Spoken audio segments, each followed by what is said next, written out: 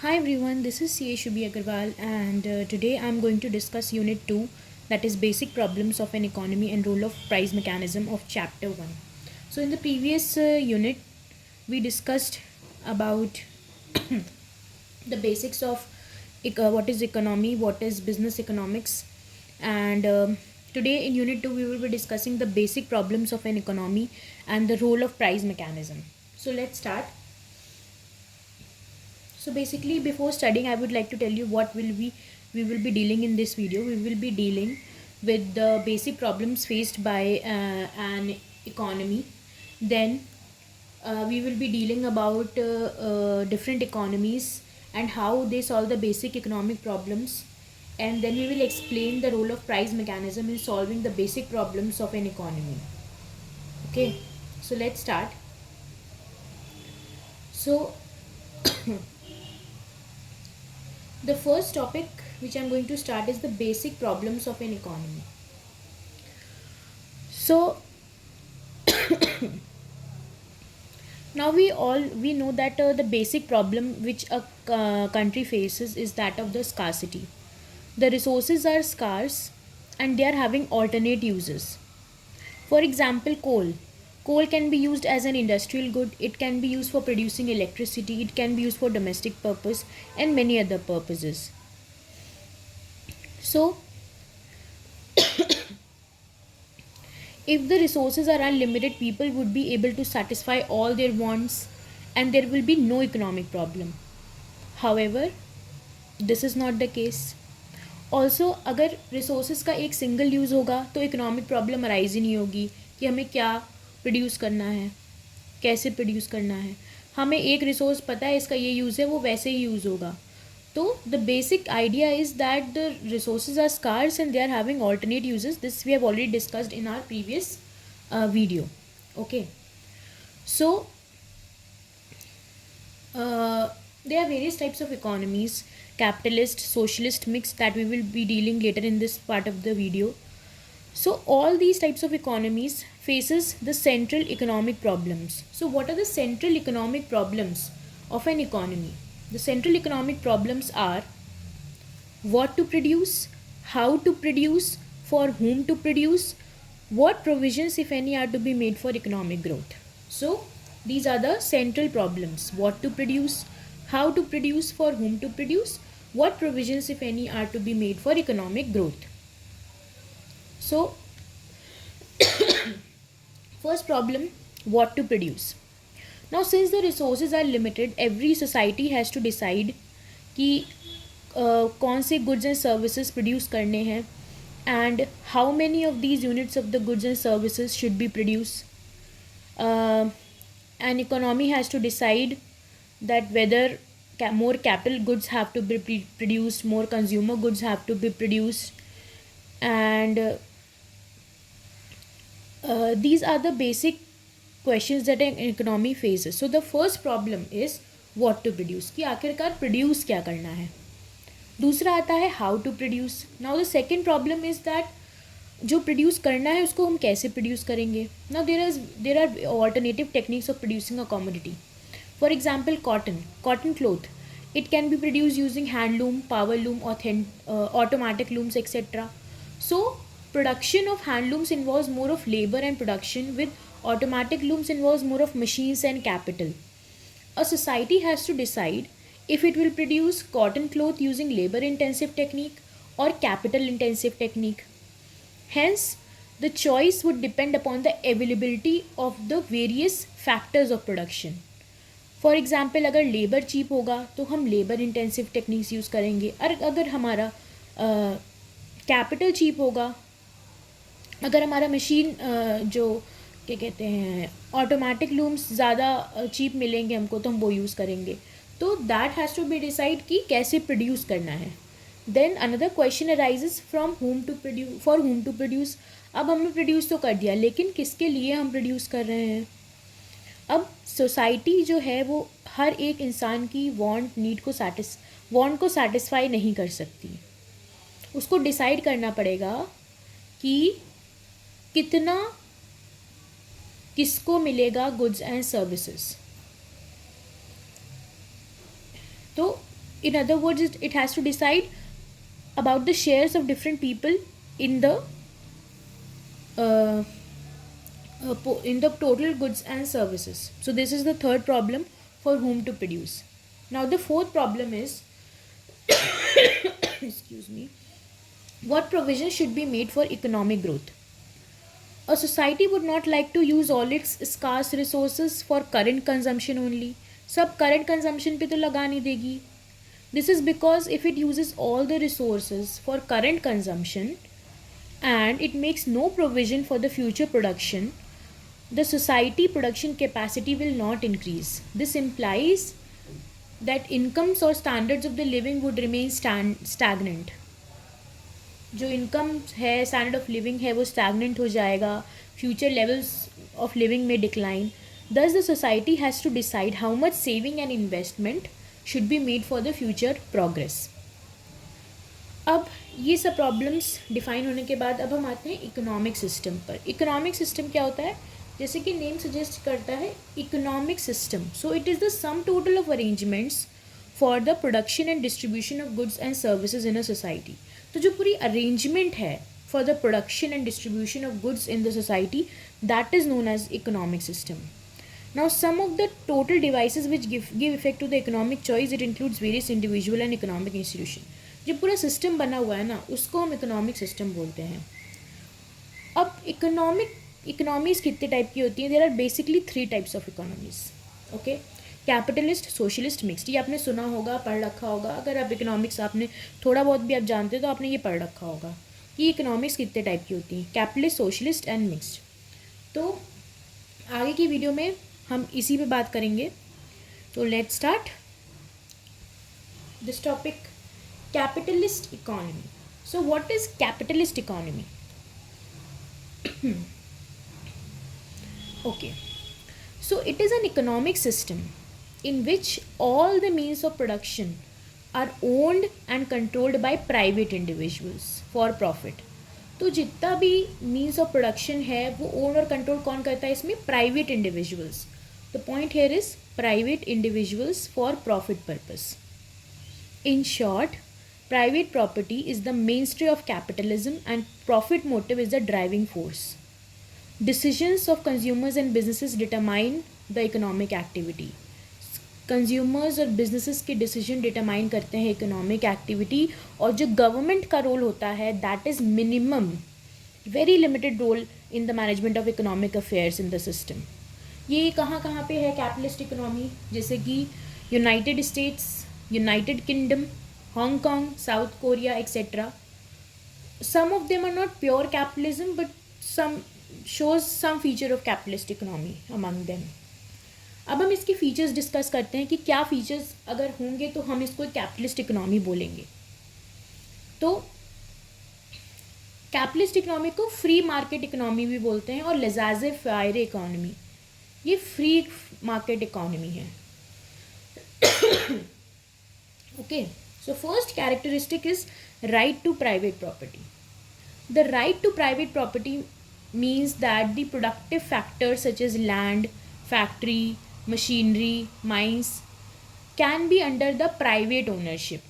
वो private ownership के under हो सकती है. The owners of these factors are free to use them in any manner. जैसे वो चाहें उसको वैसे यूज़ कर सकते हैं. Government put some restriction for the society in general, but generally वो जैसे चाहें अपनी private property यूज़ कर सकते हैं. This is the first characteristics. Second is the freedom of enterprise. Each individual, whether consumer, producer or resource owner, is free to engage in any type of economic activity. For example, producer is free to set up any type of firm and produce any type of goods and services. तो freedom of enterprise है. तीसरा आता है हमारा freedom of economic choice. Freedom है economic choice की regarding consumption, work, production, exchange. So there is a complete freedom of economic choice. Then is the profit motive. चौथा characteristics आता है profit motive, that we've already talked about. Profit motive is the driving force in the free economy and directs all the economic activities. Desire for profit include entrepreneurs to organize production so as to earn the maximum profit. इसके बाद हमारा आता है consumer sovereignty. Consumer is supposed to be the king under capitalism. Consumer sovereignty means that buyers ultimately determine which goods and services will be produced and in what quantities will be produced. Consumers have unbridled freedom to choose the goods and services they would like to consume. Therefore, producers have to produce goods and services which the consumer wants to consume. Here, the consumer is the king. Therefore, producers have to produce goods and services which are preferred by the consumers. In other words, based on the purchases they make, consumer decide how the economy limited resources are allocated. Then comes the competition. Competition is the most important feature of capitalist economy. Competition brings about the best among the buyers and sellers and result in efficient use of resources. जितना ज़्यादा competition होगा consumer का benefit उतना ही होगा because उसके पास बहुत सारी choices होंगी. अगर एक ही वैरायटी एक ही जना प्रोड्यूस कर रहा है तो फिर तो उसकी मोनोपोली हो जाएगी, तो कंज्यूमर को वो ही लेना पड़ेगा. If there is a competition it is good for consumer. Okay. Then absence of government interference. This is the last feature. यहाँ पे क्या होता है ये हमने पहले भी डिस्कस किया हुआ है अपने शुरू में कैपिटलिस्ट इकोनॉमी जब हम डिस्कस कर रहे थे कि जो प्योरली कैपिटलिस्ट इकोनॉमी होती है is not centrally planned, control और regulated by the government. Government इसको रेगुलेट प्लान कंट्रोल नहीं करता है. In this system all the economic decisions activities are guided by the self interest and price mechanism which operates automatically without any direction from the governmental authorities. So this is basically about the capitalist economy. Now we will discuss about how the capitalist economy solve their problems, central problems which we have discussed earlier. Okay.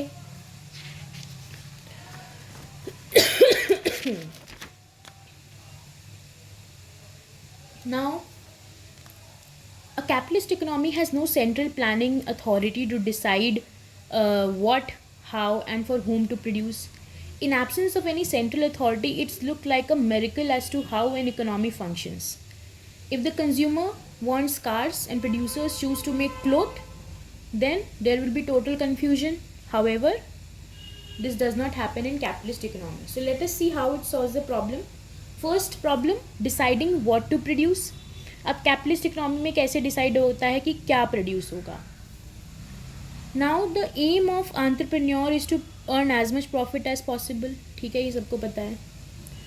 Now जब ऐसा होता है तो businessmen compete करते हैं with one another to produce those goods which consumers are wishing to buy. जो consumer wish करता है buy करने की वो वही produce करते हैं. अगर कंज्यूमर को ज़्यादा कार्स चाहिए तो ज़्यादा डिमांड होगी कार्स की. अगर डिमांड कार की ज़्यादा होगी तो उसका प्राइस बढ़ जाएगा. अगर उसका प्राइस बढ़ जाएगा लेकिन कॉस्ट सेम है तो उसमें प्रॉफिट मार्जिन बढ़ जाएगा. अगर प्रॉफिट मार्जिन बढ़ जाएगा तो जो प्रोड्यूसर्स होंगे वो वही प्रोड्यूस करेंगे क्योंकि उसमें प्रॉफिट मार्जिन ज़्यादा है तो ज़्यादा कार प्रोड्यूस होंगी. So this is how it is decided in capitalist economy that what to produce. Okay, जैसे डिमांड बढ़ेगी वो वही चीज़ें प्रोड्यूस करेंगे. अगला है डिसाइडिंग हाउ टू प्रोड्यूस. अब कैसे डिसाइड होगा कि कैसे प्रोड्यूस होगा. अब कैपिटलिस्ट इकोनॉमी में वो टेक्निक यूज़ करी जाती है प्रोडक्शन की जिसमें सबसे कम कॉस्ट आए. अगर लेबर चीप होगा तो लेबर यूज़ करा जाएगा. अगर कैपिटल इंटेंसिव मेथड चीप होगा तो वो यूज़ किया जाएगा. प्रॉफिट से मतलब होता है कैपिटलिस्ट इकोनॉमी में. Deciding for whom to produce. Now the third problem is for whom to produce. Goods and services in a capitalist economy will be produced for those who are having the buying capacity. जिसके पास buying capacity होगी उसके लिए वो produce होगा. The buying capacity of an individual depends upon his income. How much income he will be able to make depends not only on the amount of work he does, but the price of the factors he owns, but also about the amount of property he owns. Higher the income, higher will the buying capacity and higher will be the demand for the goods and services. Then the fourth is deciding about the consumption, saving and investment. Consumption and savings are done by consumers and investments are done by entrepreneurs. Consumer savings, among other factors, are governed by the rate of interest prevailing in the market. Higher the level of income and interest rate, higher will be the savings. Investment decisions depend upon the rate of return on capital. अगर greater the profit expectation, the greater will be investment in the capitalist economy. The rate of interest on savings and rate of return on capital are nothing but the prices of the capital. Thus we see that we see is that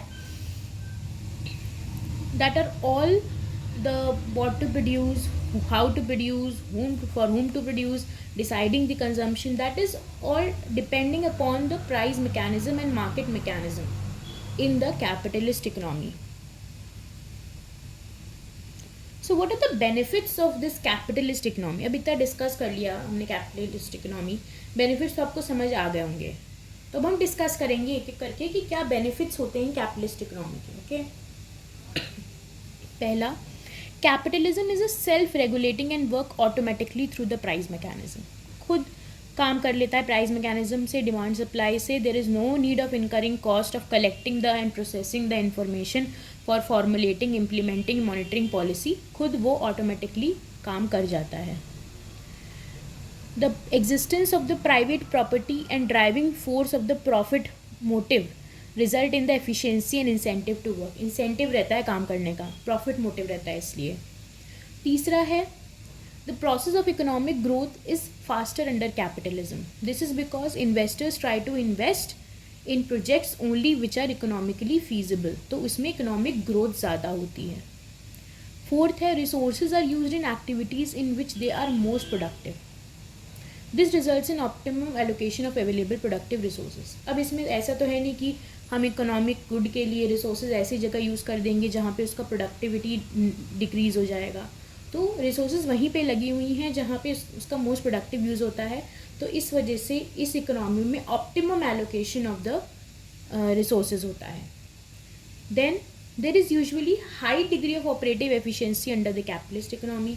ये हम समझ गए हैं.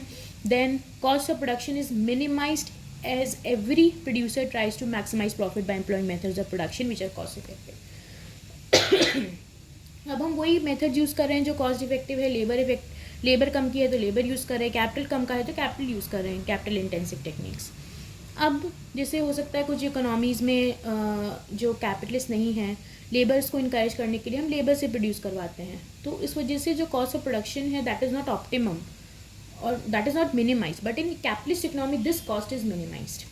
Okay, then capitalist system offers incentives of efficient economic decisions and implementation. Then consumers are benefited as competition forces producers to bring in the large variety of the quantity goods at reasonable prices. Freedom of choice होता है, more satisfaction to the consumers, results in higher standards of living. अगला आता है, capitalism offers incentive for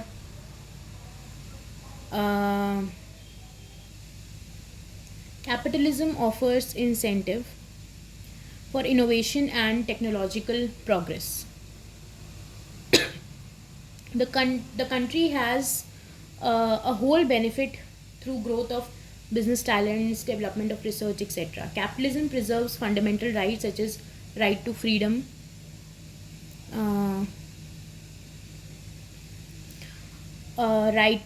right to private property. So these are the fundamental rights जो capitalism में preserved रहते हैं. फिर आता है, capitalism rewards men for of initiative and enterprise and punishes the imprudent and inefficient.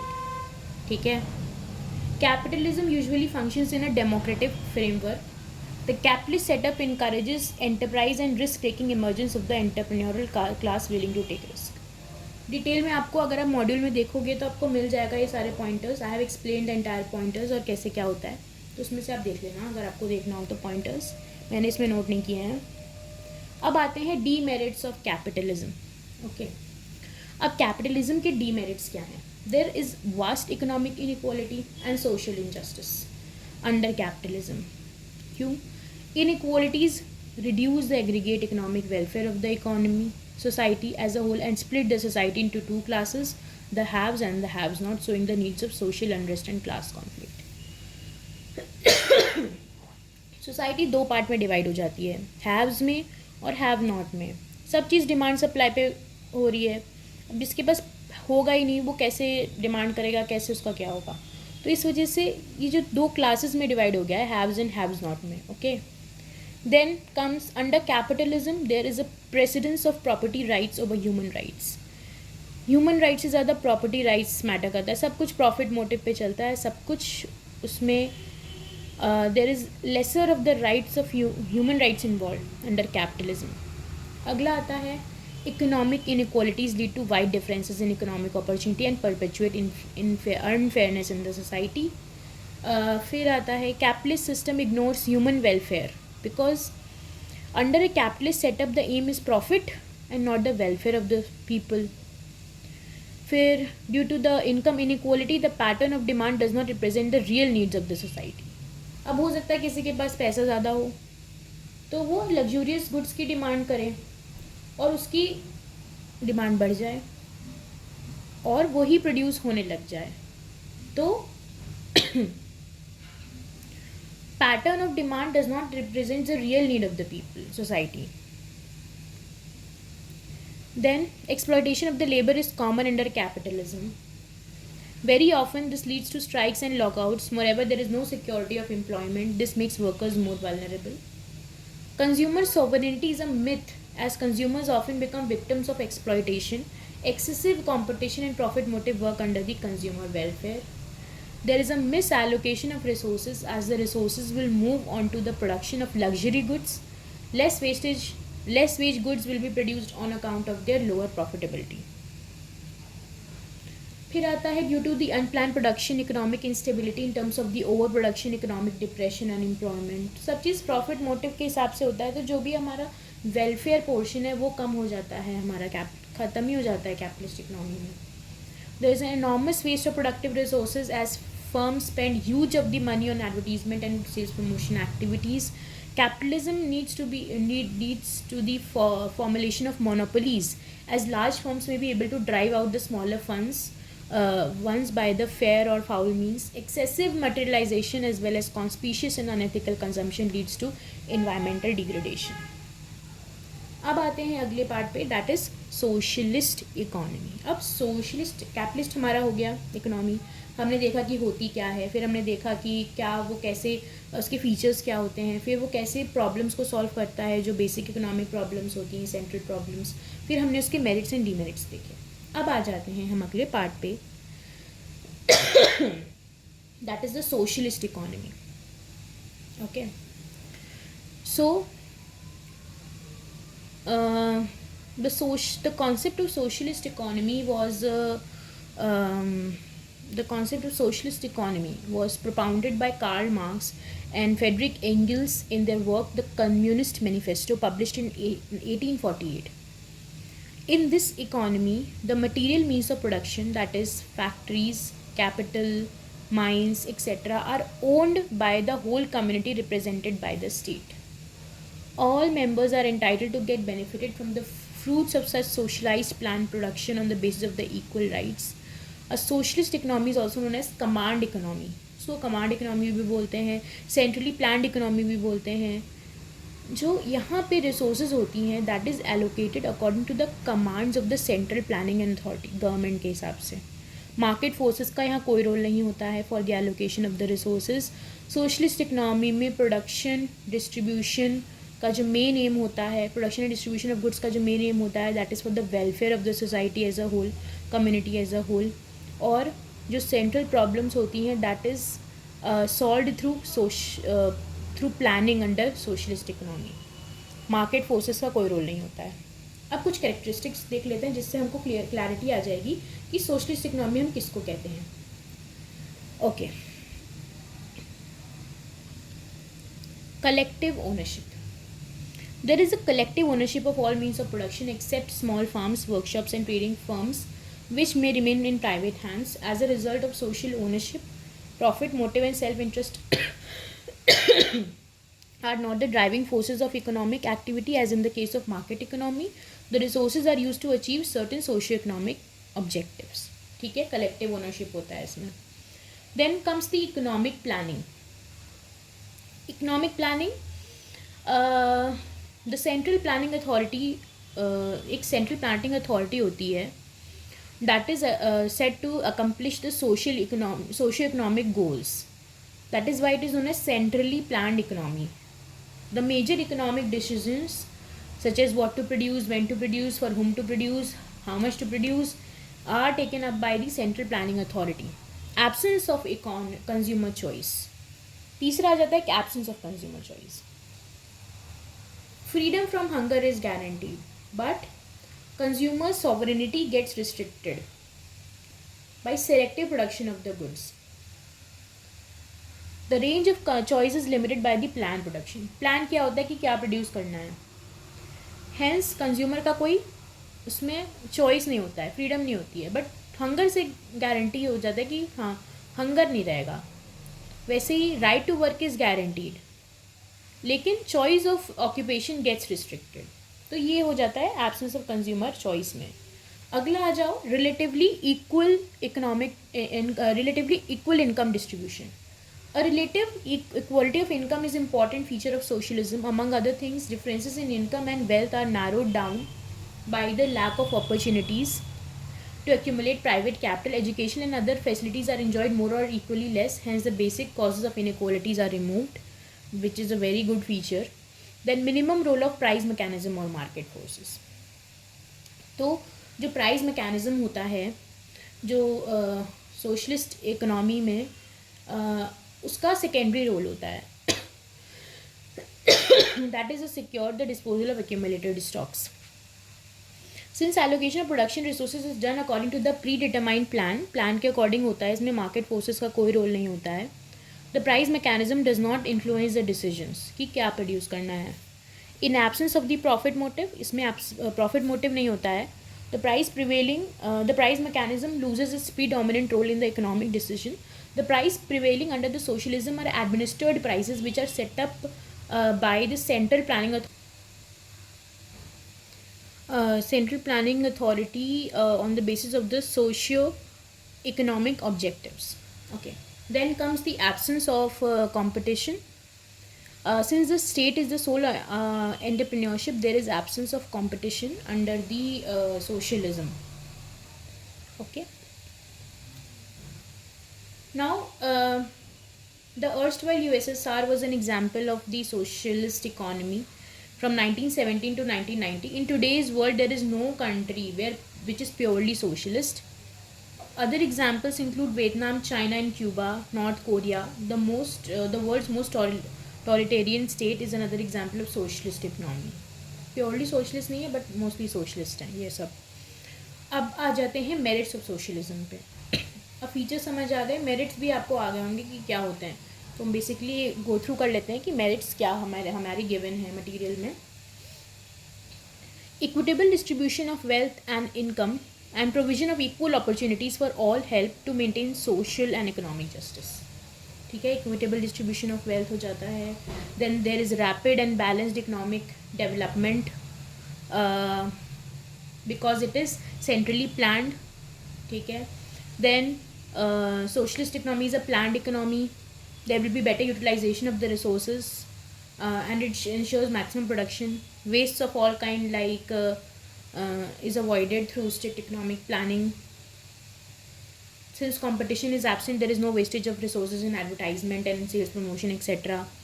फिर planned economy में unemployment minimize हो जाता है, business fluctuation eliminate हो जाते हैं, stability आ जाती है. फिर इसमें प्रॉफिट मोटिव नहीं होता है, तो कोऑपरेटिव मेंटालिटी डेवलप होती है, क्लास वॉर हटता है और इक्वलिटी आती है, बेटर वेलफेयर आता है. Right to work socialism ensure करता है कि राइट टू वर्क मिले सबको, मिनिमम स्टैंडर्ड ऑफ लिविंग मिले.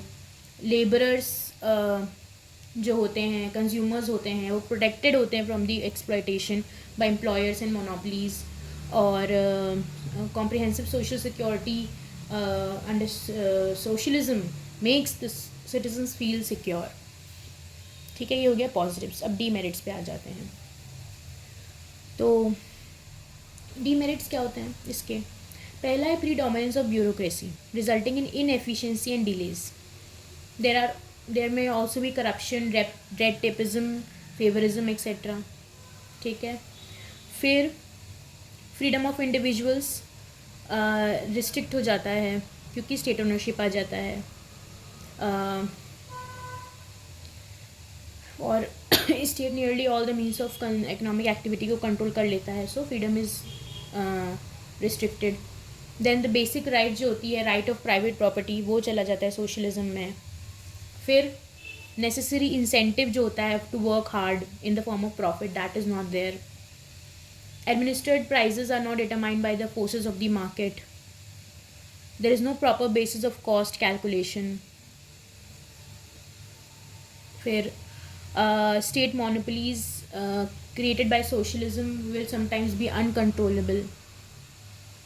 So this will become more difficult to regulate than the private monopolies. Now under socialism, consumers have limited freedom of choice. Therefore, what the state produce has to be accepted by the consumers. There is no importance given to the personal efficiency and productivity. Laborers are not rewarded according to their efficiency. This acts as a disincentive to work. And the extreme form of socialism is impracticable. Okay? अब आ जाते हैं अगले economy में. That is the most favourable economy जो कि सब जगह follow होती है mostly. That is the mixed economy. Mixed as the name suggest, mixed होती है. कैपिटलिज्म के फीचर्स, सोशलिज्म के फीचर्स.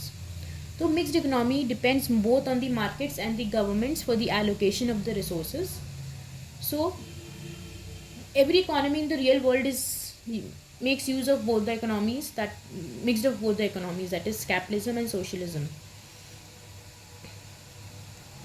तो बेसिकली इसमें दोनों के फीचर्स आ जाते हैं. It appreciates the advantages of the private enterprise and private property with their emphasis on self-interest and profit motive. Vast economic development of England, the USA, is due to the private enterprise. At the same time, it is noticed that private property, profit motive and self-interest of the market economy may not promote the interest of the community as a whole. तो एक तरीके से mixture है ये जो कि दोनों में काम करता है. अब इसके फीचर्स देख लेते हैं, then it will be more clearer. Coexistence of private and public sector. The first important feature of mixed economy कि इसमें public और private sector coexist करता है. In the mixed economy there are three sectors, basically the private sector, फिर आ जाता है हमारा public sector, फिर आ जाता है combined sector. Combined sector कहता है जिसमें government और private enterprise have equal access, join hands to produce commodities and services. Public sector में जो public produce करता है, private sector में private आ जाते हैं.